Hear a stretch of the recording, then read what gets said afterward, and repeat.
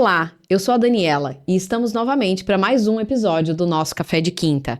Hoje conosco um convidado super mega especial, o Fernando Goffergé. Olá, Fernando, seja bem-vindo. Obrigado. Tu fala isso para todo mundo, super especial, né? Muitos, mas eu vou dizer que os meus convidados são muito especiais, porque são escolhidos a dedo. Me sinto lisonjeado, então, obrigado. Maravilha. Fernando, me diz uma coisa. Como é que tu começou? Fala um pouco da tua história, fala um pouco da tua vida e até onde tu estás agora. Bacana, vamos lá. Primeiro que eu nunca imaginei fazer o que eu faço, né? Acho que isso já é um bom começo, né? É diferente você chegar lá quando criança, o que você quer ser quando crescer? Astronauta, paraquedista? Eu nunca achei que eu ia ser educador financeiro, né? Até porque acho que essa profissão nem existia. Mas tudo começou, Dani, por uma questão de... vamos dizer assim, sendo bem sincero, né? É falta de educação financeira dentro de casa. Então, meio que foi na dificuldade que eu entendi que eu precisaria fazer diferente para estar onde eu estou ou para ter o que eu tenho hoje, certo? E aí, o start foi um livro que minha mãe me deu, que eu sempre falo desse livro, que acho que a maior parte das pessoas conhece, que é o Pai Rico, Pai Pobre. Inclusive, seu filho está nos bastidores aqui já, né? A primeira pergunta foi, já leu o livro? Assim, é pré-requisito, né? E aí, Dani, seguinte, quando eu buscava uma resposta, poxa, como é que faz para você ter dinheiro e do dia para a noite você não tem mais dinheiro? Como é que faz para não cair nessa corrida dos ratos, como o Robert Kiyosaki explica? Como é que faz para fazer diferente e você ter um sucesso financeiro, né? E eu sempre digo que a gente tem que estar... Para um livro valer a pena, a gente tem que estar pronto para ele, né? Aquela história, ela realmente assim, ela tem que encaixar com o nosso momento de vida. E como eu buscava uma resposta, cara, as primeiras 50 páginas do livro já me deram essa resposta, que era basicamente fazer o processo que ele ensina de trocar passivos por ativos. E aí, vai e vem da família, da história, né? A situação financeira não era legal, foi ficando cada vez pior, porque quando você ganha bem e gasta tudo, os juros contam contra você, né? Você começa a dever, bola de neve negativa, etc. E aí eu fui entendendo que eu precisava fazer o oposto daquilo, e desde pequeno, assim, tudo que eu podia fazer para ganhar um troco eu fazia, e eu guardava esse dinheiro, eu comecei na poupança e tal, até que eu vi eu já tinha ali meus 17 para 18, 18 para 19, eu vi um comercial do Exército, sempre gostei de aventura e tal, e tava lá. Aliste-se no Exército, você vai pular de paraquedas, você vai, né, ter muita aventura na sua vida, descer de rapel. Eu falei, cara, eu quero fazer isso. E aí, cheguei em casa e falei, mãe, eu vou pro Exército. Falei, eu não eduquei filho para isso e não sei o que, você não vai de jeito nenhum. Eu falei, tá bom, então eu não vou. Fui lá e falei no alistamento que eu era voluntário, que eu queria servir a todo custo, contrariando ali as vontades da minha mãe. Acabei entrando no Exército e lá foi onde tudo começou, porque lá foi o meu primeiro salário, né? E aí eu tive a possibilidade, como eu entrei no núcleo preparatório de oficiais da reserva, em vez de ser soldado, você é preparado para ser oficial do Exército. E lá eu tive, além da questão financeira que melhorou, eu tive acesso a um conhecimento com os tenentes que estavam lá na época, com os militares, sobre investimentos. E ali conheci um tenente que me ensinou a investir. E aí eu comecei a estudar sobre ações, renda variável, renda fixa, etc. E comecei a trabalhar em investimentos propriamente dito. E aí eu comecei a traçar os planos. Poxa, como é que eu vou fazer então para um dia ter um carro, para ter uma casa? E aquilo foi tomando forma ao ponto de chegar um momento e eu ver, cara, eu estou realmente traçando um outro caminho, sabe? Então, claro, nesse meio tempo, é uma conversa inicial agora, mas nesse meio tempo aconteceu muita coisa, etc e tal. Mas para ser bem sucinto aqui na resposta, a gente não enrolar demais, basicamente tudo começou por causa do Pai Rico, Pai Pobre. E aí depois todas as decisões que eu fui tomando na minha vida foram muito pautadas na parte financeira, inclusive, porque eu podia ter optado por sair do Exército. Mas como eu tive a oportunidade de virar oficial do Exército lá na época, eu fiquei. E depois, quando tive...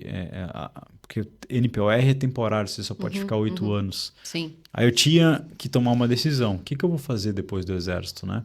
Eu comecei a estudar para ser oficial da Polícia Militar. Mas eu nunca fui um aluno muito bom, assim. É mais ou menos quem escutou aqui atrás antes. Eu me dava muito bem nas notas, mas não estudava muito. E ali não, eu falei, pô, eu vou começar a estudar, vou me dedicar inteiramente a isso. E nesse meio tempo eu já tinha pego o hobby ali de aprender e estudar, me aprofundar em investimentos. Então eu tinha juntado uma grana boa, comecei a investir na bolsa de valores. Foi bem na época ali da transição de Dilma Temer, onde nosso país estava assim arrasado economicamente. Só que quem aproveitou para investir conseguiu comprar ações, né, renda variável a valores muito baixos. E como eu não tinha muita experiência, eu coloquei quase todo o meu dinheiro nisso. Assim, comecei a estudar, comecei a entender. E eu lembro que, assim, em 2 anos, meu capital se multiplicou algumas vezes. Eu falei, cara, isso aqui realmente é muito legal. E aí eu vi que eu daria para começar a viver de renda com aqueles investimentos. E nesse meio tempo, fiz a prova, eu pensei, pô, eu já ganho relativamente bem como oficial do Exército, agora eu vou ser oficial da Polícia Militar, vou ganhar bem, porque Santa Catarina paga muito bem. E eu tô feito, não preciso mais fazer nada, não preciso mais me estressar, vou estar garantido agora pro resto da minha vida com uma boa renda passiva. Beleza. Aí, o que aconteceu? Eu fiz lá a prova da Polícia Militar, bem na época que teve um vazamento de informação, tinha passado na primeira fase, fui para a segunda foi anulada. Puf. Aí, previsão de prova, não tinha. E eu tava para sair do Exército naquele ano. E aí eu falei, cara, o que eu vou fazer, né? Eu só tinha um plano. Plano A era ser oficial do Exército. Plano B, não sei. E aí, como eu era formado em Direito, inclusive era chefe do jurídico do batalhão à época, o que eu fiz? Eu falei, cara, eu vou tentar advogar, né? Para ver como é que é, para ver se eu gosto, para ver se não gosto. E ali foi a melhor, a pior coisa que eu fiz na minha vida, antes de comprar um Peugeot 206 lá atrás. Definitivamente, o Peugeot deve ter sido a O pior. Peugeot acho que foi pior, inclusive pegou fogo. Essa história é boa, depois eu conto. Tá bom. E aí, o que aconteceu, né? Eu fui advogar, na advocacia, cara, advogado, infelizmente, no Brasil, no começo de carreira, eu já tinha uma Terrível. filha. É terrível. Assim, não tem como se sustentar, sabe? Eu já tinha um custo de vida mais alto. Só que foi muito bom. Por quê? Porque o que eu combinei no escritório? Eu falei, ó, vocês não precisam me pagar nada de início. Eu quero testar e ver como é que é. Mas deixem eu trabalhar no mercado financeiro de manhã. Deixem eu operar uma carteira de investimentos. Deixem eu criar formas aqui de ter uma renda passiva. E à tarde eu toco os processos de escritório que vocês designarem aqui para mim. E isso foi 2018 para 2019. Beleza, cheguei lá, toparam, beleza. Eu comecei a focar em fazer a minha carteira girar. Daí eu criei uma carteira de investimentos para longo prazo, que eu não mexeria, não importa o que acontecesse, e uma de curto prazo para poder viver do mercado financeiro, fazer aquele dinheiro trabalhar para mim e eu poder fazer os saques, vamos dizer, né, mensais. E aquilo, claro, tive vários erros e acertos, mas começou a dar certo. Eu comecei a ganhar muito mais lá do que na advocacia, porque daí eu comecei a ganhar um salário e tal. E aí veio a pandemia, em 2020, e pô, eu já estava muito descontente com a advocacia, assim, não é o meu perfil, sabe? Eu pensei, cara, uma perda de tempo, porque estou operando bem, os negócios estão indo super bem aqui, não tem por que eu insistir aqui. Era mais por uma questão social, porque, poxa, tinha aquela pressão. É para dizer, estou em algum lugar, trabalhando em alguma coisa que dá trabalho. Né? Não sou um vagabundo que fica em casa, né, o dia inteiro e tal. Exatamente. E aí, que tinha isso, eu escutava, tipo assim, não, cara, não larga a advocacia, continua, mantém. Até hoje eu tenho OAB, mas não uso, entende? Aí o que aconteceu, né? Eu comprei um apartamento e aquilo foi um marco para mim, foi o meu primeiro apartamento. E, tipo, quem já não teve onde morar e comprar o seu primeiro imóvel foi um marco muito importante. E foi comprado com o lucro dos investimentos. E eu falei, cara, eu acho que o conhecimento que eu tenho hoje não é qualquer conhecimento. Eu já conquistei alguma coisa, né? Apesar de, enfim, se pensar hoje, né, com a cabeça que eu tinha, acho que até eu estava supervalorizando a minha experiência. Mas aí, qual que foi? Eu cheguei lá, isso era 2020, pandemia, tudo fechado, ninguém mais ia para o escritório. Eu falei, cara, eu tô com tempo de sobra, sabe? Então eu vou pensar em outros projetos. E aí um dia, nessa época, meus amigos já mais ou menos conheciam, sabiam como é que eu estava me virando, tal, como eu investia. E um rapaz pediu para vir lá em casa e queria que eu ensinasse ele a investir. Eu falei, tá bom, chega aí e tal, vamos tomando um vinho aqui e a gente fica a noite conversando sobre investimentos. Aí eu cheguei, eu lembro que eu tinha no meu closet lá sabe, essas paredes de vidro, só que não é bem vidro, que você usa como quadro, assim. Sim, sim. A minha porta era assim. Eu tenho no escritório algumas, assim, que a gente desenha, faz o caminho, a gente Exato. usa isso. Cara, eu sou, como você falou, visual, né? Então eu fui lá, cara, o que o Fernando escrevia? Gostaria de ter aprendido quando ele começou. E eu sempre fui dessa pegada de... Pô, quando eu comecei lá não tinha ninguém na internet, né? Então era livro. Aí eu peguei, cara, quem tem resultado fazendo o que fez nos investimentos? Geralmente é o cara de cabelo branco. Sim. E como eu li bastante biografia, aí eu peguei, cara, vou pegar alguns livros aqui, vou mais ou menos traçar um modus operandi desse pessoal e vou escrever o que a pessoa tem que fazer para replicar o modelo deles. Porque eu segui o modelo deles. E escrevi lá, introdução, passo 1, passo 2, enfim, deixei pronto. O rapaz veio lá em casa e te falei, cara, tinha escrito isso no papel, tu vai fazer isso, tu vai fazer isso, vai fazer isso, vai fazer isso. Tá, me explica então. A gente ficou uma noite inteira conversando. Aí no final ele falou, cara, tu já pensou em dar aula disso? Tu já pensou em ter um curso disso? Porque era bem quando começou esse movimento, sabe? Eu falei, cara, tá aí uma boa ideia.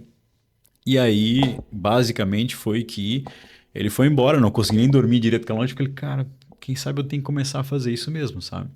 Esse vídeo tem no meu Instagram até hoje. Se você entrar lá atrás, tem meu primeiro post falando que eu ia parar de falar de advocacia, que eu nem falava, né? E eu ia começar a falar de investimentos. E aí eu fiz um vídeo, porra, ridículo, assim. Eu acho que o vídeo tem 5 ou 10 minutos. Ah, mas os primeiros vídeos são sempre assim, não tem jeito. E eu deixo lá até hoje, sabe? Pra me lembrar como começou. E aí eu tinha um grande amigo meu que tá comigo até hoje, que é o Rafa, amigo de infância, assim. Eu falei, Rafa, você namora uma menina que faz marketing, né? Ele falou, sim, vem lá em casa então, vamos marcar um café lá em casa que eu tenho um plano aqui, que é animal, vai dar muito certo e tal, todo cheio de sonhos, né? Eu cheguei, galera, eu quero ser o primo rico da região. E aí a gente vai fazer isso, a gente vai dar palestra e a gente vai no Carlos Gomes e, pô, vai dar muito certo. Daí ela disse assim, tá, mas como é que tu vai fazer isso? Eu falei, não sei. Tu que tem que me ajudar. Falei pra mulher do marketing, né? Porque eu não sabia fazer um vídeo, não sabia editar. Exato. Não sabia fazer nada, entendeu? E naquela época não tinha esse movimento como a gente tem hoje, sabe? Eu ia mesmo entrar no qual é o teu primeiro desafio, maior desafio. Tu tá entrando nisso, daí... Só para você entender, saiu da minha casa aquele dia, eu sei porque o Rafael terminou com a menina. Ele fechou a porta, a menina falou assim, isso nunca vai dar certo. Aí o Rafa, porra, mas por quê? Não, porque o Fernando confia demais no taco dele, ele tá viajando, não tem como ser o cara da região em algo, sendo que ele não sabe fazer nada. Aí o Rafael, até hoje, assim, ele brinca comigo, ele falou, cara, tu tem que confiar muito no teu taco mesmo, porque o negócio tá dando certo, sabe? Então, eu diria que, respondendo a tua pergunta, com esse exemplo, eu acho que tudo começa em você ser um pouco sonhador, pensar fora da caixa e confiar no seu taco. Sim, entende? A primeira pessoa que tem que acreditar na gente é a gente mesmo. Pode parecer... Se tu não... A gente é a mãe, né? A mãe sempre diz, não, vai lá, meu filho, vai, faz isso, tá lindo, enfim, mas é por aí. Assim, ó, pensa que... Eu até conversei isso com o pessoal da equipe lá hoje. Eu falei assim, cara... Eu podia ser concursado hoje, mas seria um desperdício. Não porque é o Fernando. É um desperdício porque eu já fui funcionário público e eu queria o algo a mais. Então, assim, eu lembro que como a gente trabalhava até meio-dia no quartel, na sexta-feira, quinta-feira, jovem, eu podia encher a cara e trabalhar e estava tudo certo porque eu ia dormir a sexta-feira inteira. Ou seja, tu trabalha mais, tu trabalha menos, tu vai ganhar a mesma coisa. Só que eu sempre fui um cara que eu me incomodava, assim, eu queria algo a mais. Pô, eu queria nunca mais voltar para a situação que eu passei na minha infância ou juventude ali, só que eu queria construir algo a mais. Eu queria isso, só que eu não sabia se ia ser na advocacia, se ia ser empreendendo, que era um sonho, né, empreender e tal. Na verdade, eu não sabia nem o que fazer. E quando surgiu essa ideia, eu falei, cara, eu não tenho nada a perder. E sabe que, de novo, os livros me ajudaram muito. Eu li O Ponto de Inflexão, do Flávio Augusto. E cara, recomendo fortemente para as pessoas que estão em dúvida se devem ir para o lado A ou para o lado B, em qualquer modalidade da sua vida. E aquele livro me abriu os olhos, assim, sabe? Para começar um movimento, para começar a fazer algo. E aí, pô, foi muito legal. Imagino como tenha sido desafiador, porque tu eras muito novo. Que idade tu tens agora? Eu tenho 34. Tu és muito novo, né? Então, assim, tu fala de uma experiência longa. Mas tu ainda tens muito pela frente. Como é que a tua família te influenciou nessa carreira que tu buscasse seguir? Eu tenho que atribuir 100% à minha mãe. Quer dizer, eu não posso deixar meu pai de fora, mas é que assim, a minha mãe sempre foi aquela pessoa que nos obrigava a tentar ser a melhor versão. Ou seja, eu lembro que quando eu era moleque ali, ela colocou um dia, cara, um cartaz lá em casa, tipo o painel de sonhos assim. Fernando, você tem que se espelhar nessas personas aqui. E ela botou ali, sei lá, líderes políticos e tal. Então, desde pequeno, ela falava que a gente tinha que ser o algo a mais, sabe? Ela me obrigava a ler, eu não gostava de ler. Então, assim, comecei a vontade de leitura ali. E mesmo ela, por exemplo, não sendo favorável a ir para o quartel lá na época, quando ela começou a ver que dava certo, ela começou a incentivar.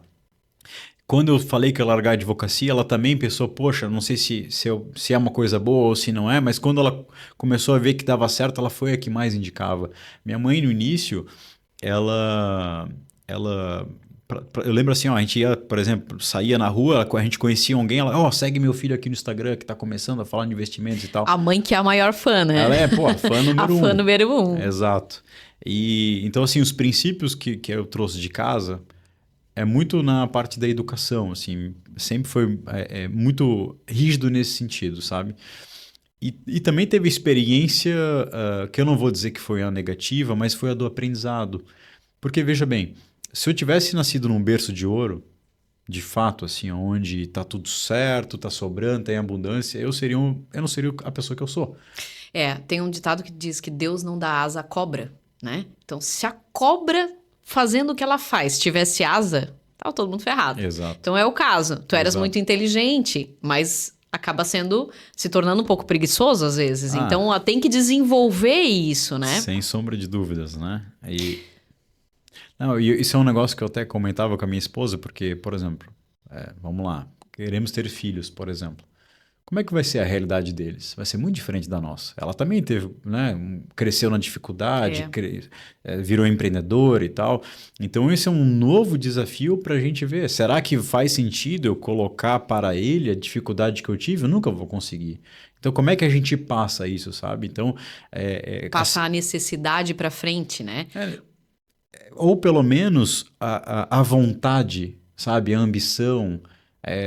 Porque se a gente entrega tudo, a pessoa não vai querer ir atrás do peixe para aprender a pescar, entendeu? É mais difícil, realmente. É mais difícil. Então, é um desafio Eu bacana. tenho visto muitos empresários bem-sucedidos falando, eu tenho tomado muito cuidado nesse sentido também, de na criação de filhos, você não resolver os problemas para eles.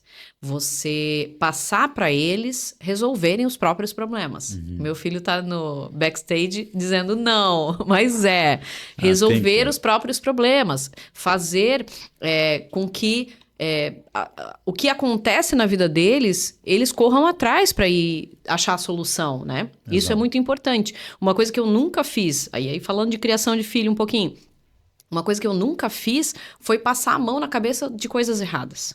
Então, assim, fez errado. Eu lembro muito bem de um episódio que aconteceu quando ele tinha uns 3 aninhos, né? Que a gente tava numa loja tipo 1001, assim, da vida, e ele passou a mão num bombom e escondeu de mim. Por quê? Porque ele sabia que eu ia dizer que não era hora de comprar, que não era um bombom, não era pelo valor, né? Mas não era hora de comprar o bombom, não era necessário. E aí eu vi que ele fez isso, e aí a caixa ficou muito surpresa, porque a gente já estava no caixa. E eu disse assim, devolva, porque o que você pega sem ser seu é roubo, não tem outro nome. Então todo mundo ao redor se arregalou de que eu não passei a mão na cabeça, paguei e pronto. Não, eu fiz ele devolver. E isso é um procedimento que você faz com o filho, é uma atitude que você toma, que faz com que ele entenda que existe certo e existe errado. E em todas as coisas da vida são assim. Hoje, o que o teu trabalho significa para a tua vida? A minha mulher diz que eu sou meio workaholic, então eu tenho que cuidar para não falar... Estamos sempre trabalhando. Não vou dizer que é tudo, mas assim, é uma boa parte, sabe? Tu gosta muito do que tu faz. Eu falei isso hoje lá no escritório. Tipo assim, a gente trabalha com brilho no olho. É muito legal. Porque, veja só, o ser humano, inevitavelmente, ele tem que cuidar de duas áreas para estar bem. A primeira é a saúde, pulando a parte de afetiva ou de questão de religião, a gente tem que cuidar da saúde em primeiro lugar e em segundo das finanças. Por quê? Se a gente chega no final da vida sem saúde, para que, né? Para que viver do jeito que viveu? Não valeu a pena. E se a gente chega lá com saúde, mas sem dinheiro, também não é uma vida confortável. Entende? Então eu vejo que na parte da consultoria, na educação financeira, agora eu sou sócio investidor de um escritório de investimentos também, a gente está construindo com os nossos clientes a possibilidade deles viverem super bem, conseguir alcançar os objetivos dele, ou seja, a gente está entregando muitas vezes possibilidade de sonho ali, de viver melhor, sabe? E então eu tenho uma... Eu não vou dizer, eu queria usar um adjetivo feio aqui, mas assim, eu tenho muito gosto pelo que a gente entrega todos os dias. Não tenho aquela sensação de, tô indo trabalhar de novo, que coisa ruim e tal. E a gente Tô indo pra luta, como indo pra luta. luta. Quando a gente era criança. Exato, só que assim, como também é uma empresa incipiente, né, vamos lá, a gente cresceu bastante, mas não estamos 4 anos aí no mercado, indo para 4 anos agora. A gente quer ir muito além, sabe? Sim. Então, existe essa vontade de crescer muito grande. Então, sendo bem direto, assim, o que representa o meu trabalho na minha vida? Cara, boa parte é a minha motivação de querer evoluir como pessoa, é o meu trabalho. Porque eu sei que eu consigo levar... E essa área de investimentos é uma área muito delicada, porque você lida com o dinheiro que a pessoa guardou, Sim, né? sim. Então, assim, como é que tu fazes para passar essa segurança? Existem muitas empresas no mercado e a gente sabe que tem Sim. muitos pequenos investidores que dizem conhecer, que dizem ter conhecimento e a gente acaba levando bolo disso, Sim, né? sim. Como é que tu desenvolves na tua empresa? Quais são as tuas metas para passar isso sem ter nenhuma grande perda? Porque também é um problema, né? Você pode acontecer de você investir numa coisa errada, né? Como é que tu trabalhas isso no teu trabalho para que a tua meta seja atingida? Hoje, para você ser consultor financeiro no país, você tem que ser credenciado junto à Comissão de Valores Imobiliários, que é o meu caso. Para fazer isso, você tem que ter algumas certificações. Essa certificação, ela já te deixa apto a trabalhar como consultor. E obrigatoriamente na consultoria, você tem que conhecer o seu cliente. Por quê? Para você saber qual vai ser o objetivo financeiro dele, qual que é o perfil de investidor, ou seja, se ele pode correr riscos ou se não pode. Então, quando você segue o manual, quando você está dentro da lei, é muito difícil você cometer algo errado. Eu já cometi erros no passado por questão de inexperiência, certo? Então, assim, a gente é fruto dos nossos erros e acertos, a gente aprende muito mais com os erros que com os acertos, inclusive. Então, é óbvio que não foram só flores, mas depois de, vamos lá, mais de 13 anos no mercado financeiro, a gente já viu muita coisa, já fez muita coisa também. Então, quando você está tratando com alguém, é como chegar no médico. Você sabe dizer qual é o médico bom e ruim? É quando você diz qual que é o sintoma que você tem, ele falou, cara, você está com isso aqui, ó, essa doença, né? Quando você vai num consultor experiente e você fala o que você quer, você já sai com um diagnóstico. Ó, então, o que você quer? Se aposentar daqui a 10 anos, a sua receita é tanto, você gasta tanto, ou às vezes não sabe quanto gasta, então eu já vou dizer o que você tem que organizar aqui, e teu planejamento é esse. Então, você vai ter que fazer exatamente isso para chegar nesse objetivo. Então, entende que para trazer a segurança para o cliente, em primeiro lugar é conhecimento, segundo é técnica, terceiro é experiência. E a experiência não é menos importante que o conhecimento, entendeu? Sim. E não daria para ser um bom consultor ou para trabalhar bem sem ter essa experiência, infelizmente. Aí quando você vê a questão de retornos expressivos e golpes que tem aí no mercado, é falta de conhecimento da pessoa que está do outro lado, né? Todo dia sai ali um malandro e o que não tem tanto conhecimento. Quando os dois se encontram, vai dar negócio. É verdade. Entende? É Agora verdade. sim, isso é fruto do quê? Cara, falta de educação financeira nas escolas. A gente fala muito disso porque os empresários, no geral, a gente fala para empresários aqui, né? E os empresários, no geral, eles não têm nenhum conhecimento. A começar do básico, né? Tipo, não misture a sua conta da empresa com a conta da pessoa física. Perfeito. Né? Refaça as suas retiradas, organize os seus gastos pessoais, enfim. que é o básico. O que tu dirias que, para a área de investimentos, são os 3 primeiros passos mais importantes? Você diz para empresários ou de uma forma geral? Tu podes fazer as duas coisas, porque a gente trabalha muito focado no empresariado, né? Certo.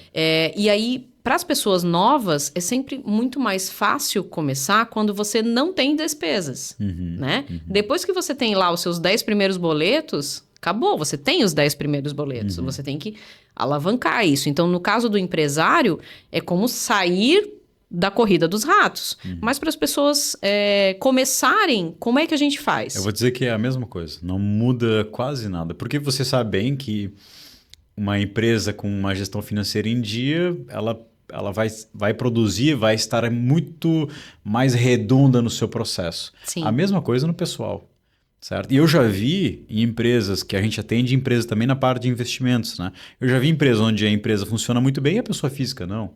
E é só repetir o processo. E qual que é o processo? Primeiro, é igual você acordar e deixar tua cama desarrumada. Cara, se tua casa não está organizada, o que adianta a vida financeira lá, a vida fora estar organizada? Quando você voltar para casa, você vai ter aquela bagunça, as coisas não estão em ordem. Então, o primeiro passo é a gestão financeira, ou seja, organizar a casa. O que é gestão financeira? Eu saber quanto eu ganho, eu saber quanto eu gasto, para onde é que meu gasto está indo, quanto é que eu poderia guardar, o que eu poderia cortar, se eventualmente eu quiser cortar. Ou seja, o passo número 1 é gestão financeira. Passo número 2, planejamento. Se você não sabe para onde quer ir, qualquer caminho basta. É o barco à deriva, né? O vento está soprando para lá, você vai para lá. O vento está soprando para cá, você vai para cá. Então, o que é o plano? O plano é fazer igual a minha mãe fez lá, quando eu era mais novo, e botar lá na cartolina, ó, você tem que ir para lá, ó. É para lá que você tem que ir. Então, quando eu era mais novo, o que eu botei lá? 1 milhão com 30 anos. Eu sabia como eu ia alcançar 1 milhão? Não. Mas todas as minhas decisões começaram a ser pautadas nesse princípio. Por que comprar o Peugeot e não a Mercedes que estava todo mundo comprando na época, o Honda Civic? Não, pô, porque eu sabia que se eu antecipasse meu sonho, eu ia comer o pesadelo lá na frente, entendeu? Sim. Então, o que acontece? Você precisa saber onde quer chegar e desenhar, tentar desenhar um plano para ver como você vai fazer lá. E aí, pô, basta uma tabelinha simples de juros compostos para você ter uma ideia. Quanto é que vai me render 12% ao ano? Quanto eu vou ter se eu colocar R$1.000 por mês? Eu vou ter tanto lá na frente. Pô, beleza, já tenho um plano inicial. É basicamente uma conta isso. Simples, né? Conta simples, né? Planejamento, coloca ali para você olhar toda hora, todo dia e conversar em casa, inclusive, que o objetivo de vocês é chegarem lá. Porque senão não chega. Sabe por que não? Porque daí vai vir uma viagem, vamos fazer. Aí vai vir a troca do carro, vamos trocar. Aí vai vir qualquer outra coisa que não seja um ativo, ou seja, que não seja um investimento, e o negócio não vai acontecer. Igual o Robert Kiyosaki diz, né? Você tem que, no começo do mês, tirar um percentual do seu salário, da sua receita, para investir. Não no final, porque no final nunca vai sobrar. Nunca. E o terceiro... Ainda mais depois da era iFood, né? Isso porque é terrível. O que as pessoas gastam... Isso é terrível. Com consumo imediatista é muito grande. Eu até tenho dicas, assim, caso você queira que eu explore depois, como tentar fugir e evitar isso, né? Mas eu digo que eu também sou uma vítima, mas sou uma vítima controlada hoje em dia, tá? O meu apelido no exército era Fernando Custo-Benefício. E a terceira é investimento, tá, Dani? O que é investimento? Cara, você tem que botar o teu dinheiro para trabalhar para você. Eu não trouxe minha caneca aqui, mas eu tenho uma caneca, eu tomo todo dia meu café nela e está escrito, faça seu dinheiro trabalhar para você. Por quê? Se você segue esse lema, você vai ser milionário em 30 anos. Você vai conseguir juntar um dinheiro, fazendo ele trabalhar para você, vai usar os juros compostos a teu favor, você vai ter um valor a maior lá no futuro. E aí eu desenvolvi o que eu chamo de efeito caixa d'água, que é a minha metodologia de investimento, onde uma das caixas, e a mais importante, é investimento. O que é investimento? Colocar o teu dinheiro em ativos. Pode ser imóveis, pode ser sua própria empresa, ou investimentos como renda fixa, renda variável, etc. Aí tem que aprender o básico e começar. E falando nisso, Fernando, a gente tem muitos problemas quando trabalha com os empresários no Brasil, porque muitos estão trabalhando no fluxo de caixa negativo, com mais dívidas do que eles têm de receita ou beirando o 0 a 0. Como faz para sair disso, desse buraco que eles se enfiaram? Tem aquela frase boa, né? Custo igual a unha, quando cresce a gente corta, né? Mas para trabalhar essa vertente, funciona igual. Eu também atendo empresa, né? Quando a gente faz análise, não igual você, mas eu fazendo essa análise, funciona igual na pessoa física e a gente costuma usar o que eu chamo de efeito caixa d'água, que é o fluxo financeiro perfeito para que a sua vida possa fluir sem você ter problemas financeiros. E qual que é? Você tem várias caixas e a ideia é para onde é que vai a minha água, né? Quando você coloca as caixas d'água uma embaixo da outra. Então, qual que é o número um? O número um é a sua receita. Então, é lá a tua conta, a conta da empresa, a conta da pessoa, que é o dinheiro que entra. Daqui, você vai para os gastos. O que são os gastos? Vamos falar de pessoa, vai. Conta de luz, água, aluguel, etc e tal. A empresa, mesma coisa, mercadoria, serviço, pessoas, etc. Aqui de baixo, a gente tem uma outra caixa que é o planejamento. Poxa, eu quero comprar uma máquina melhor para minha empresa. Eu vou começar a provisionar um valor para cá. Provisionamento, que seja um valor mínimo ali. Ou seja, eu sei que isso aqui não é um ativo diretamente, não vai me gerar um retorno neste momento, mas em algum momento vai. Quero fazer uma reforma, ampliação, etc e tal. Para uma pessoa, eu quero fazer uma viagem, quero fazer um carro. Então ela começa numa caixinha, como no Nubank tem, e começar a provisionar um valor. Ou seja, se planeja para isso. Todas as caixas da esquerda são as caixas dos passivos, o que tira dinheiro do meu bolso e não coloca de volta. Se eu ficar só nesse fluxo, eu não saio do buraco. Talvez eu guarde um dinheiro, mas eu não saio do buraco. Então eu tenho que ter duas caixas na direita, que são as mais importantes, e são as caixas dos ativos, onde eu colocar o dinheiro ele volta para mim. Reserva de emergência, custo de vida de 1, 2, 3 meses, ou seja, o custo operacional de um mês, tentar deixar ele no caixa para eu não queimar ele no meu fluxo e eu não precisar pegar crédito, né? Ou antecipar. E a outra, quando passar a reserva, se eu botar como meta um mês, passou, vem para a caixa dos investimentos, que é a caixa que eu vou deixar um dinheiro lá. Aí, se for empresa, investir CAPEX na empresa mesmo, para ela crescer, etc e tal. Na pessoa física, começar a botar o dinheiro para trabalhar para ela. Imóveis, renda fixa, ações, o que ela preferir, fundos imobiliários. Só que o meu fluxo financeiro ele tem que estar bem dividido. Se eu não der atenção também para os ativos, eu acabo que eu fico na corrida dos ratos do Robert Kiyosaki. Eu só ganho, eu gasto, fico sem dinheiro e eu volto. Ganho, gasto, fico sem dinheiro e eu volto. Agora, quando eu começo a provisionar um pouco para cá também e para cá, o dinheiro está trabalhando para mim, ele volta, né? Deu um lucro, voltou para mim. Ele continua a crescer cada vez mais, igual o efeito bola de neve, começa pequenininho. Quando você vai ver, você tem muito mais juros, ou seja, muito mais rendimento do que dinheiro que você tirou do teu bolso e aportou. E se você seguir esse fluxo financeiro, a probabilidade de você ter uma vida financeira saudável é muito grande. Tem que fazer concessões no início, não pode distribuir todo o lucro, tem que deixar um dinheiro na empresa, ou seja, tem que dizer vários nãos no início para depois você ficar saudável. E é uma maravilha quando eu chego numa empresa que eu vi que já passou por dificuldade financeira ou com uma pessoa e vejo que hoje está sobrando dinheiro para investir, porque ela já entendeu que ela precisa disso. E ela não quer mais voltar para aquele buraco de onde ela estava. Então faz muito sentido. E é muito gratificante depois que tu começa a colher os frutos disso, sabe? Qual foi a transformação mais surpreendente que tu visse com um cliente, um aluno, enfim? Eu já vi algumas, tá? Assim, tem vários casos, tá? Vou comentar o primeiro deles e um que eu tô trabalhando aqui agora, inclusive, certo?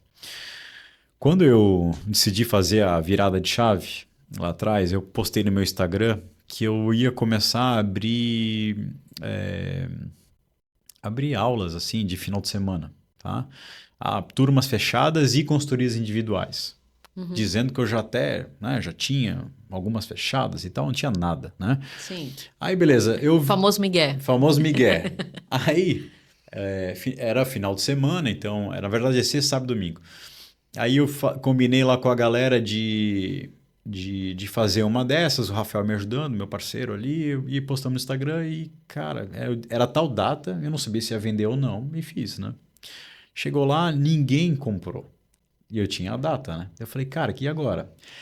Nós vamos fazer, beleza. Na sexta-feira, tipo de manhã, eu recebi uma mensagem. Ô, Fernando, tal, eu sou aqui de Gaspar, te sigo no Instagram e eu queria fazer a tua aula aí e tal. Não, vem, a turma tá fechada. Eu falei, cara, como é que eu vou fazer, né? Chamei amigo de cá, amigo de lá, personal daqui, fechamos uma turma de 5 pessoas no final de semana.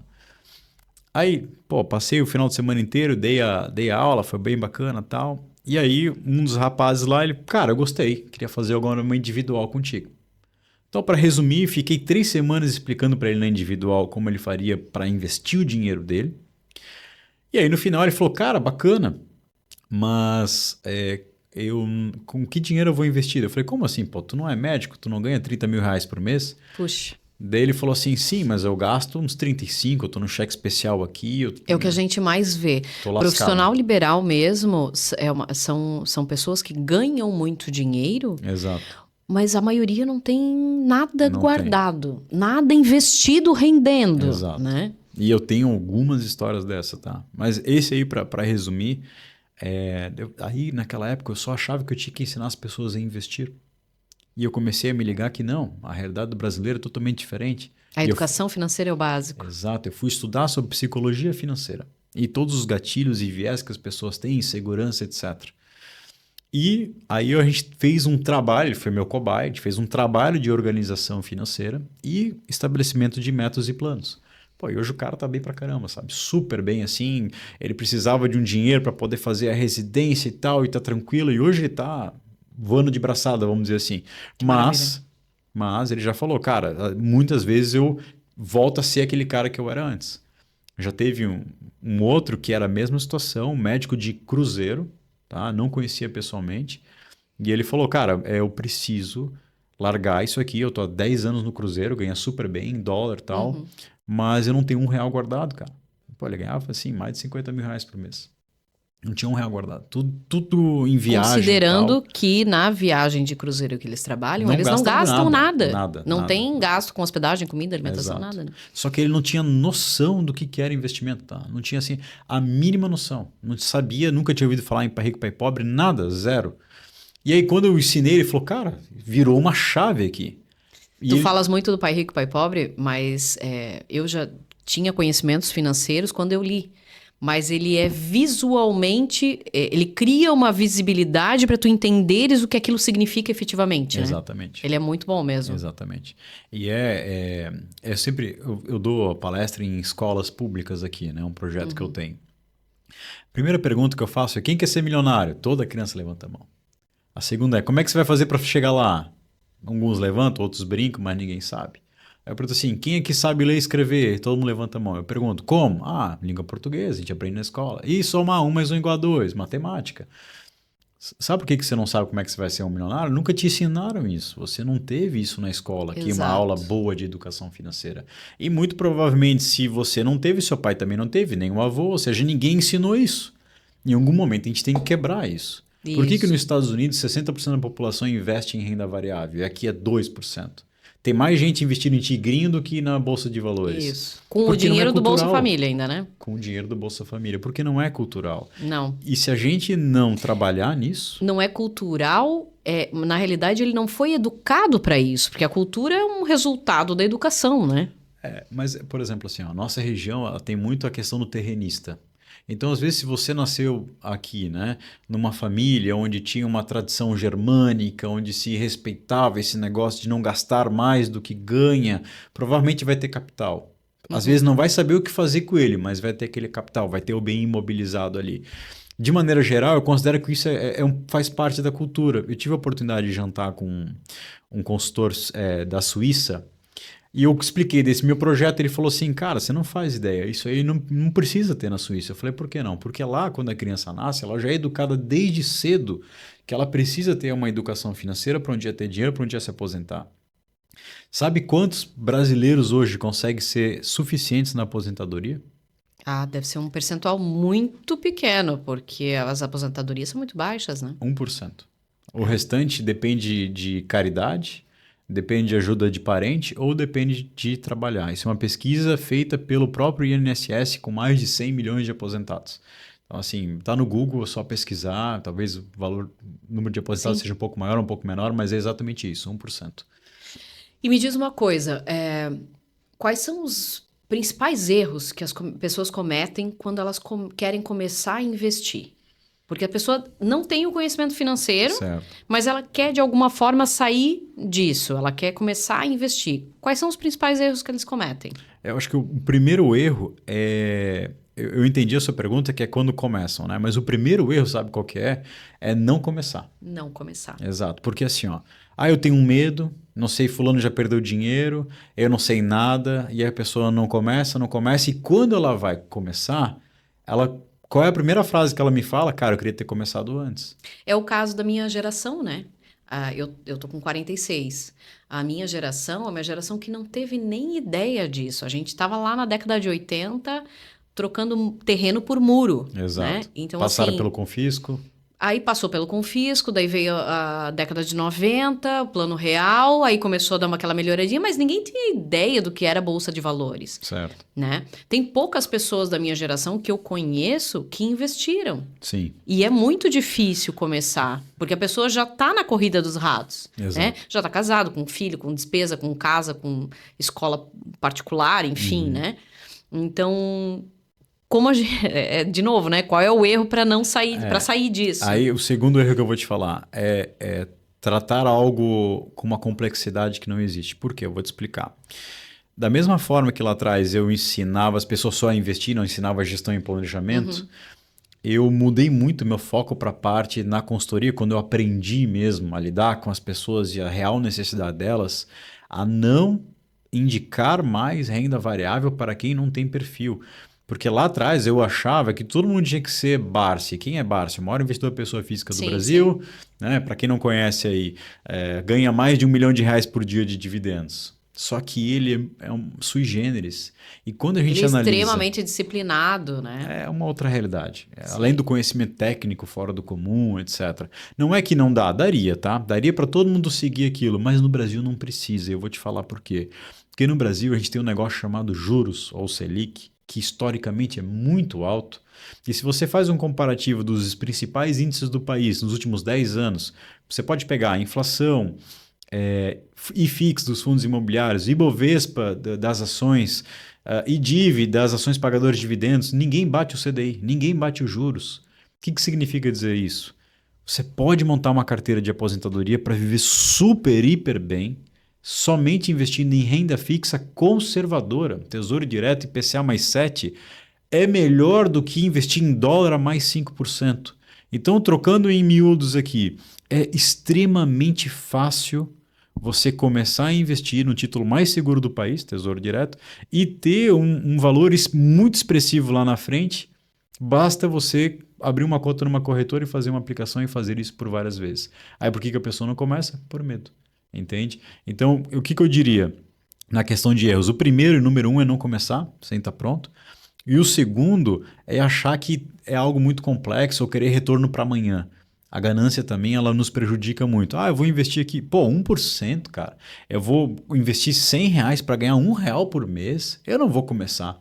Entende? Isso eu vejo direto, entende? Só que a pessoa não consegue, nós não somos ensinados a projetar o nosso patrimônio para o futuro. A gente mal consegue lembrar dos escândalos de corrupção que aconteceram há 1, 2, 3 anos atrás. Ou agora. Ou agora, quiçá a gente vai conseguir mensurar se vale a pena eu deixar de viajar hoje, deixar de pedir o iFood para viver uma vida melhor no futuro. E o brasileiro também tem muito de ser imediatista, né? Exato. Então, assim, eu só se vive uma vez.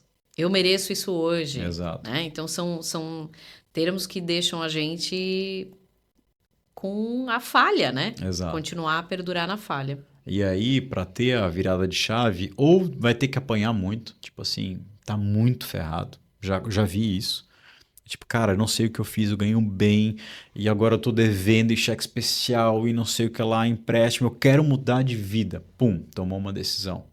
Porque ou ele vai ficar a vida inteira nessa corrida dos ratos, onde trabalha para pagar a conta, fica sem dinheiro, ele trabalha, paga a conta, fica sem dinheiro, é promovido e fica sem dinheiro. Lá no final, quando ele vai ver que a INSS ali vai pagar para ele, hoje o quê? O topo ali deve estar perto de R$8 mil, mas a despesa dele está em 20, entende? Ele fica desesperado, como é que eu vou fazer?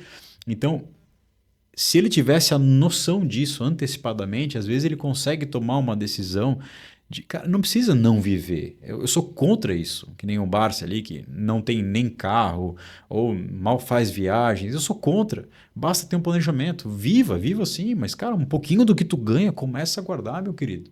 Para Isso. que no futuro possa te servir, entendeu? Nem que não seja muito, mas que te ajude.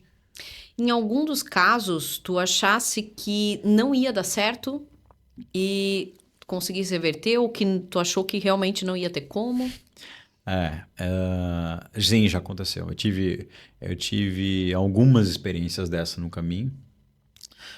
Mas eu brinco assim que eu sou muito bom em uma coisa, cara, que é não desistir.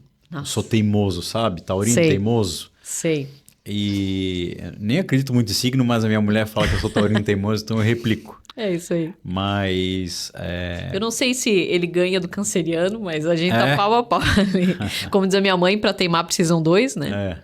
mais ou menos por aí. Além de alemão, é taurino. Mas enfim, pô, já tive projeto que não deu certo. E, tipo assim, pô, fiquei arrasado mesmo.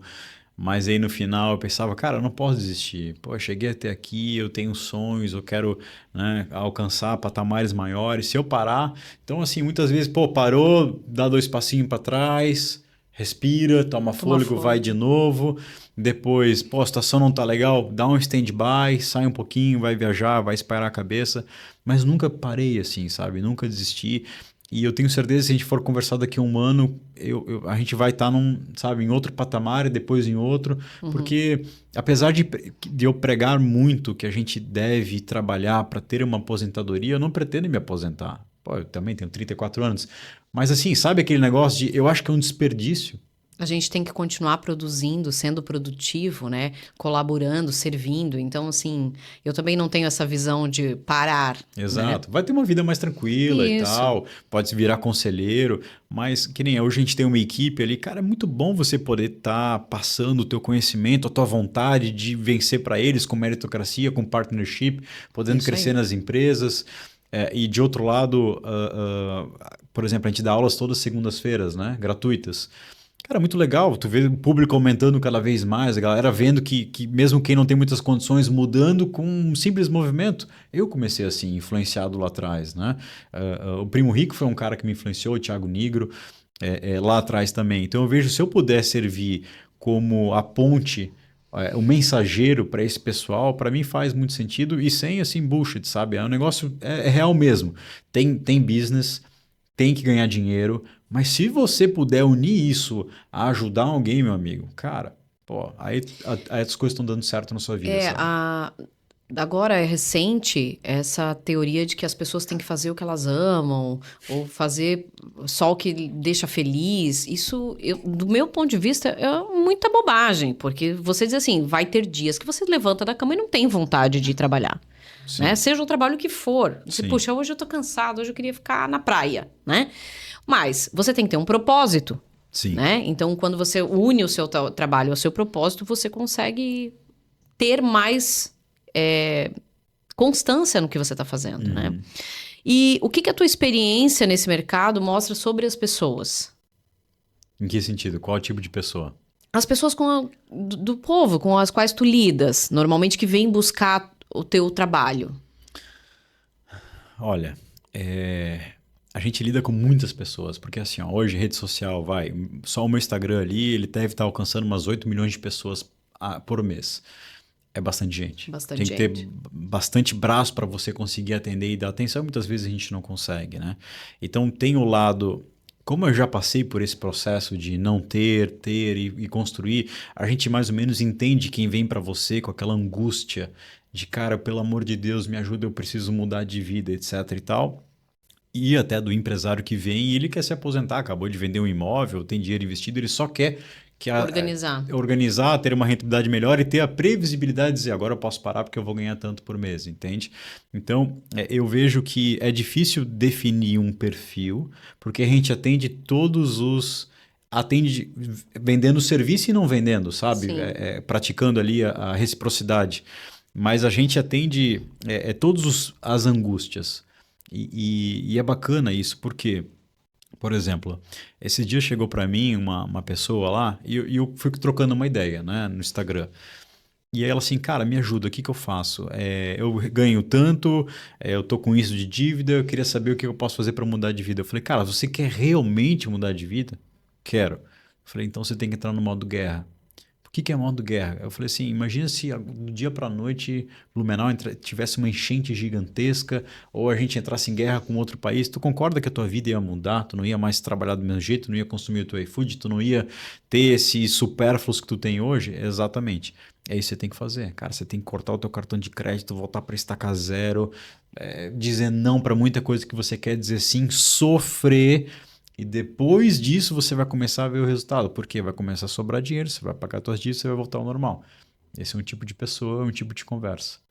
O outro, Fernando, eu moro nos Estados Unidos faz tantos anos, eu juntei tantos milhões de dólares, eu quero vir morar no Brasil e viver de renda. Entende os contrastes? São bem diferentes os dois, Exato. com certeza. Não, vem pra cá, te monta o planejamento, assim, assim, assim, repatria esse valor, tu vai ganhar mais de 100 mil reais por mês de renda passiva. Entende? Então, tem pessoas que se organizaram financeiramente e hoje estão super bem, né? Pelo menos da parte financeira. E tem pessoas que precisam passar por todo um processo de reestruturação. A gente acaba atendendo e conversando com todo tipo, né? Pois é, e aí além de falar das pessoas, a gente tem que olhar também para o mundo, né? Teve uma mudança muito significativa nos últimos 2 anos com a IA. A gente já teve nos últimos 10 o crescimento do marketing digital. Sim. Que as tuas aulas nem teriam começado sem Exato. as mídias, né?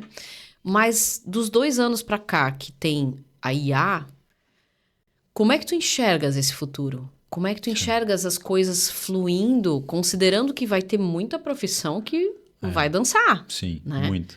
Muita profissão que vai deixar. E aí a gente fala, eu sou meio teórica da conspiração aqui, os robôs, sim, a hora que eles enfiarem a IA dentro do robô, nossa, porque hoje o robô tem um programinha simples, Exato. anda, pula, saracoteia, mas e aí depois?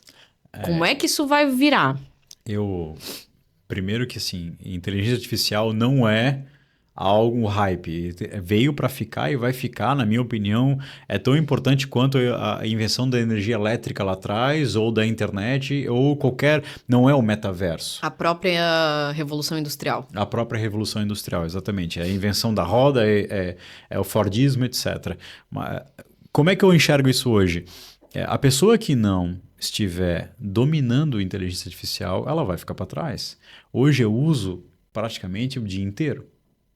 Tudo que você pode imaginar no processo da minha empresa já passou ou passa por inteligência artificial. Agora a gente está automatizando alguns tipos de atendimento com IA. E como dinheiro é uma coisa mais sensível, a gente sempre coloca um SDR ou um vendedor ali junto. Mas as respostas dele já estão, não é mais parametrizado num processo, já está tudo integrado ali junto com a inteligência artificial, sabe? Então, assim, tenho o mesmo medo que você.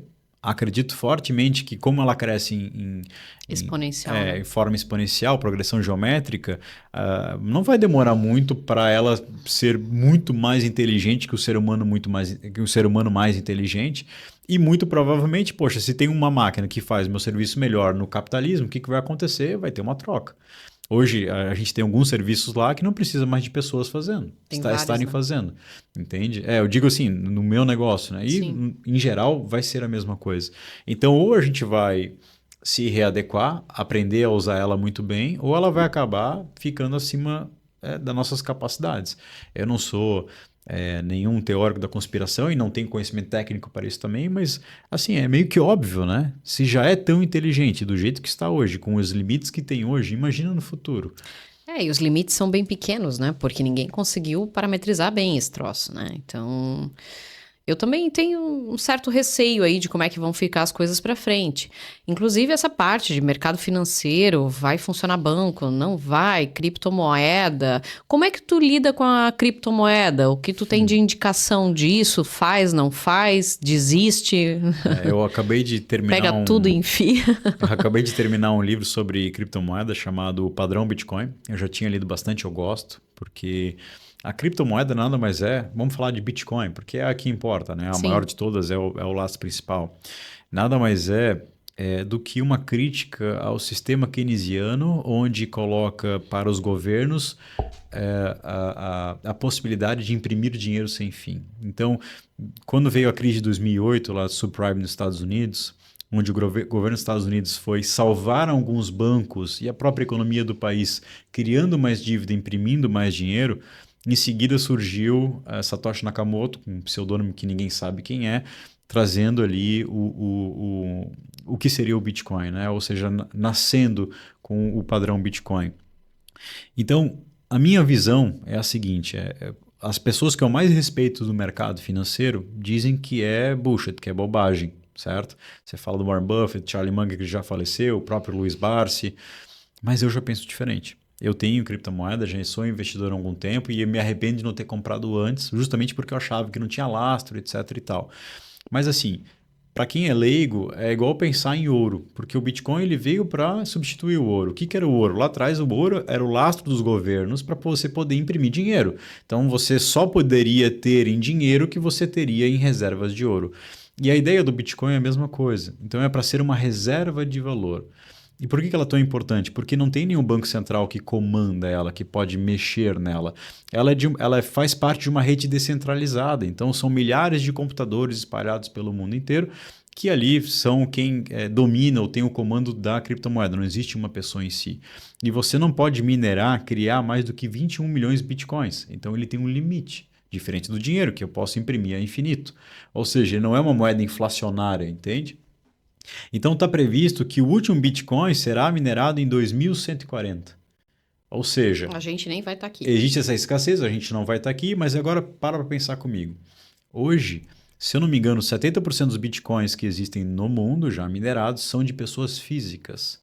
E a gente está começando a ver uma troca, onde tem grandes empresas comprando, onde tem bancos centrais começando a querer comprar. Governos, né? Exatamente.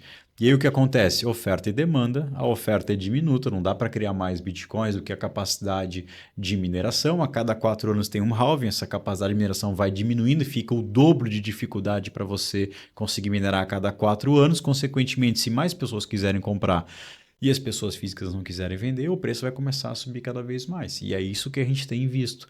Então, assim, eu não acredito como moeda de troca, eu não acho que ele vai ser o dólar, que eu posso transacionar a qualquer, até porque a capacidade de sistema e de rede dele não aceita isso, mas eu acredito que ele vai ser uma reserva de valor. Eu posso ter uma minha moeda sendo lastreada em criptomoeda no futuro. Mas, se vier a inteligência quântica e a Tava computação mesmo pensando quântica, né, nisso. e conseguir uma maneira de hackear o sistema ou de criar uma outra criptomoeda mais eficiente, ele pode cair por terra. Então, assim, é muito difícil dizer que eu tenho certeza que vai Nunca vai valer muito mais, acontecer, nunca vai né? acontecer, exatamente. Mas eu tenho certeza que vai demorar. Não vai ser do dia para a noite. E até lá a gente vai ter a gente pode ter uma possibilidade de ter o nosso dinheiro valorizado justamente pela essa questão de oferta e demanda. Então eu vejo que faz sentido, mas eu sigo a estratégia de Barbell, de Nassim Taleb, que é bota um percentual muito pequeno no teu patrimônio ali que não vai te fazer falta caso você perca tudo. Diferente de all-in É cripto. um investimento de risco, né? Digamos Alto assim. risco, exatamente. Mas eu fico sempre impressionada pensando o seguinte: se grandes players do mercado financeiro, de governos e da geopolítica global estão investindo nisso, Uhum. é meio que óbvio que não vai haver uma perda geral, né? Exato. Então, assim, é uma coisa que tu fica assim, não, eu não entendo tanto quanto pra saber se isso tá certo ou se não tá, mas tem gente que entende muito e tá fazendo, Pois então alguma coisa tem aí. Deixa eu te fazer uma pergunta que eu embaraço todo mundo. O que nunca te perguntaram, nem em entrevista, nem em palestra, nem nos teus alunos, uma pergunta que tu nunca respondeu? Essa é boa. Acho que se eu sou feliz, Nossa, porque eu lido com dinheiro, né? Dizem que dinheiro não traz felicidade. Eu acho que seria uma pergunta boa, se eu sou feliz. E aí, o que é a felicidade para mim nesse caso, né? sim. Eu teria que responder no caso também? Sim, Eu de acabei de jogar a corda preferência, no de meu pescoço, preferência. né? Joga, faz a pergunta e já Eu responde. vou por esse lado de se dinheiro traz felicidade, então. Eu acho que dinheiro especificamente não, porque eu lido com muita gente que tem dinheiro que não é nada feliz, certo? Mas ele traz um conforto ao ponto de que se você tem dinheiro é muito mais fácil ser feliz do que não ter. Mas ele não pode ser a condição sine qua non. Por exemplo, eu tenho um sócio que é de Minas Gerais, interior de Minas Gerais. Pô, o cara foi a servente de pedreiro antes de ir para o mercado financeiro, trabalhou por muitos anos, cresceu na vida. E ele falou assim, cara, tava lá no final de semana em Minas Gerais, lá no interior, a gente trocando uma ideia sobre dinheiro e tal. Eu fui tomar um café com pão de queijo na casa da minha avó, que mal e mal pega eletricidade lá. Ali eu falei assim, ele falou, nunca vi uma mulher tão feliz na minha vida. Entende? Eu ia te dizer que isso é uma coisa meio paradoxal, porque Exato. tem muita gente que não tem dinheiro nenhum Exato. e que tu vê uma alegria, uma Exato. felicidade de viver que muitas vezes as pessoas milionárias não têm. Exatamente. É um paradoxo. Exato. Então, assim, eu vejo que eu já tive momentos em que eu coloquei o dinheiro como prioridade e trabalhei nessa busca, né? Não que eu já atingi o patamar que eu gostaria, etc e tal. Eu estou num processo, que eu sempre falo Sim. que é um processo, mas hoje eu estou muito mais tranquilo e eu acho que essa tranquilidade de ter um determinado equilíbrio, ele traz uma felicidade. E a felicidade, eu li um livro do Ray Dalio chamado Princípios, que não é bom o livro, mas ele tem uma parte que é muito boa, que fala da jornada do herói. E ele dizia exatamente isso. Cara, se eu te der 10 milhões de reais ou dólares hoje, talvez você fique feliz por um mês, 2, 3, mas quando aquilo se tornar normal, tu não vai ser mais feliz por isso. É interessante porque tem uma passagem do Joel J, do podcast do Joel J com o Érico Rocha. Legal. E o Érico já contou isso em alguns lugares, que justamente ele atingiu um patamar e aí ele se aposentou, foi morar aqui em Balneário e Isso. tal, ficou 1 mês, 2, 3, 6 meses e entrou em depressão. Depressão, é isso aí. Entendeu? Porque não tinha mais propósito. E aí eu venho para minha pergunta de agora. Tu enxergas que tu já encontrasse o teu propósito de vida? Excelente. O que tu entendes como propósito e o que tu ainda buscas por propósito? Legal. Eu até, antes de... Antigamente eu tinha um pouco de preconceito com essa palavra, sabia? Mas eu tenho um amigão meu que me deu um livro para ler tempos atrás, que é Propósito com Deus, ou algo parecido com isso, que são 40 dias onde você lê e sempre tem uma reflexão bíblica, e ele fala muito sobre propósito, né? Sobre ter o seu propósito. E eu achava que esse propósito do livro era algo relacionado à religião, que todo mundo fala, que é o propósito de Deus, enfim, você pregar a palavra de Deus, só que eu não tenho esse nível de conhecimento ainda em Deus, né? Na liturgia bíblica, etc. Estou estudando para isso. Mas eu entendi que se eu tivesse que ter um propósito, seria o de levar a educação financeira às pessoas, porque é o que a vida me levou a isso. Era para eu ser advogado ou oficial da polícia militar, e o meu olho brilha quando eu tenho a possibilidade de poder estar junto com pessoas que estão sedentas por aquele conhecimento, sabe? E como isso mudou a minha vida, transformou a minha vida, me tornou uma pessoa, não vou dizer melhor, mas assim, que se diz satisfeita, que está evoluindo. Eu diria que o meu propósito é esse, é levar a educação financeira à frente. E isso me faz sim ter a motivação para continuar, sabe? Não é só pelo dinheiro. Se fosse só pelo dinheiro, eu acho que não teria graça, sabe? Eu ficaria meio vazio no final. Porque tu acaba conquistando os objetivos e depois que teu custo de vida é X, não importa se tu tiver Y ou 2 vezes Y de dinheiro, entendeu? Tu vai viver pelo X, vai ter uma regalia mais ou menos, só que daí tu receber um feedback no teu Instagram que tu mudou a vida da pessoa, cara, isso aí começa a dar uma motivação maior, sabe? E aí quando eu te falo aquele negócio que eu não desisti lá atrás, é por causa disso, não é por causa do dinheiro.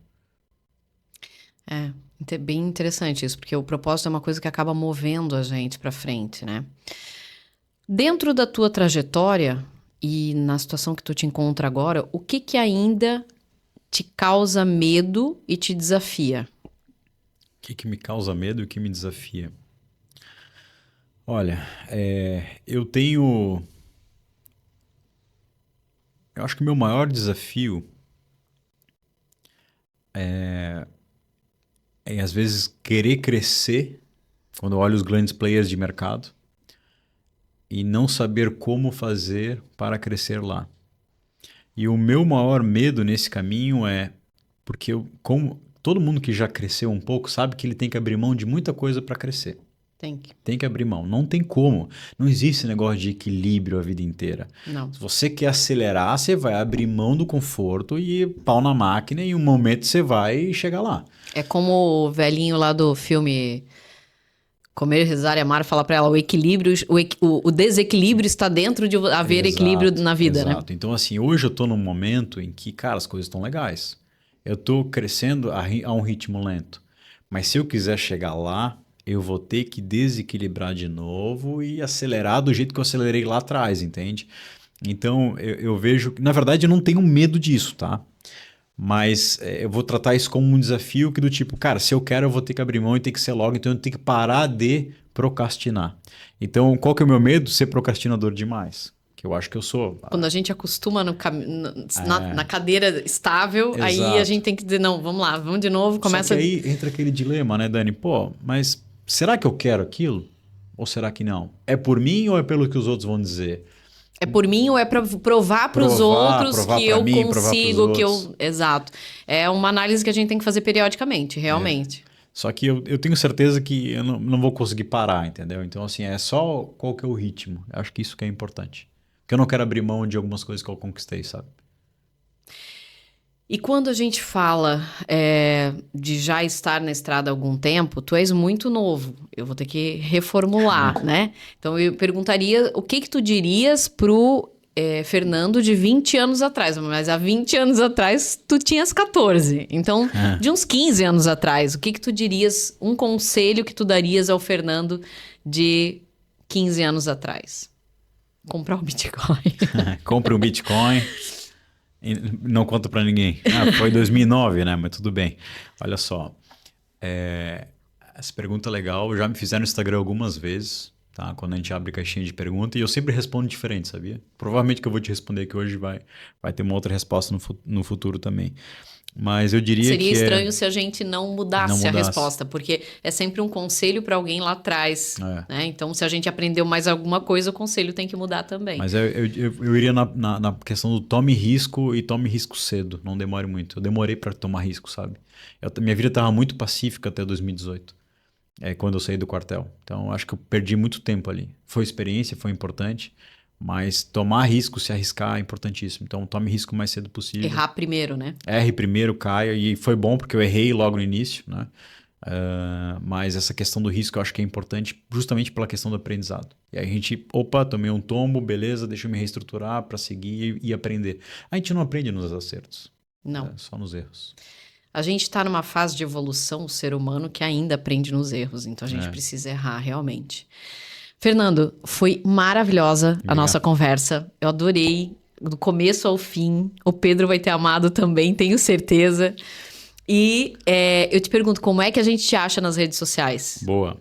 Se me procurar no Instagram, ou no YouTube, ou no TikTok, como Fernando Investidor, já vai encontrar.